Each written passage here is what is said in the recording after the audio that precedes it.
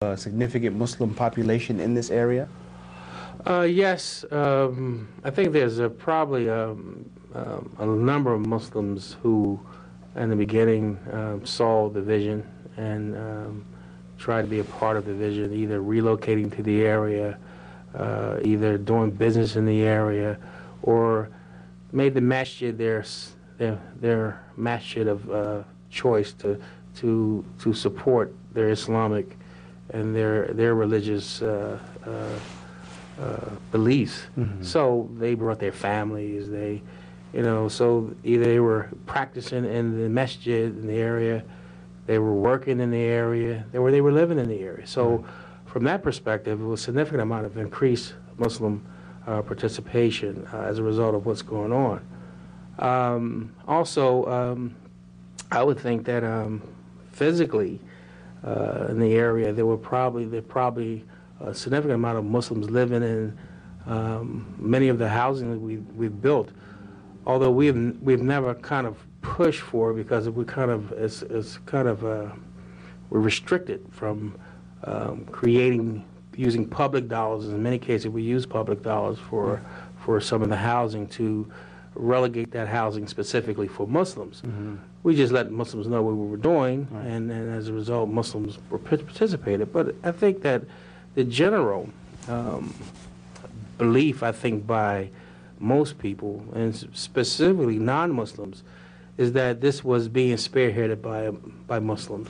MashaAllah, Shaykh, alhamdulillah, you've really established something very wonderful here. And have other communities in America really looked at you as a model on how they can develop something similar in their communities? Well, a lot of communities have come here in different groups. In fact, about a month ago, we had a group from Baltimore mm-hmm.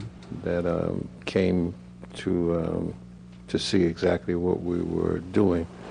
And I think that it is a model. It's a model, and that was one of the intentions that we had from the beginning, was to create a model so that in the coming years that Muslims would be able to live close to each other, that they would live closer to the masjid, that they would eventually be able to open up businesses so that they would be able to employ each other and develop community life.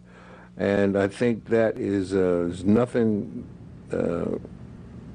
strange about that. I mean, it's nothing brand new. It's not a brand new idea, because most groups of people, they do have something in common with each other. I just left a few minutes ago from down Chinatown, mm-hmm. and this Chinatown is one of the examples that I would use as it relates to how a group of people who have similar interests, mm-hmm. who speak the same language, most of them basically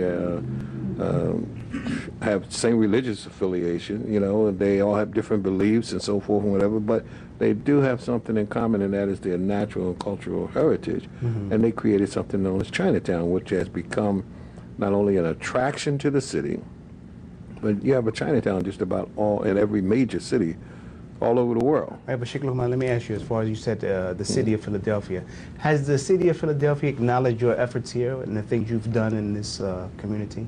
The city of Philadelphia has been an integral part of what we've been doing, and they have participated in the economic growth as far as our real estate ventures. We've gotten tremendous amount of recognition from them, as much as they can do, and I think you couldn't do a project like this without having a public-private partnership. You need not only the city of Philadelphia, but we also have a great relationship with the state of Pennsylvania, and that is the way business is done here in America, that you are able to have a public-private partnership. And I think that is the way that you're able to get results. Well, Sheikh Luqman, just to wrap up our interview here, just as one of our elder brothers in Islam, and you've been able to sit back and observe Islam in America for many years, if someone were to ask you just to give us an overview of what is Islam in America like now, and what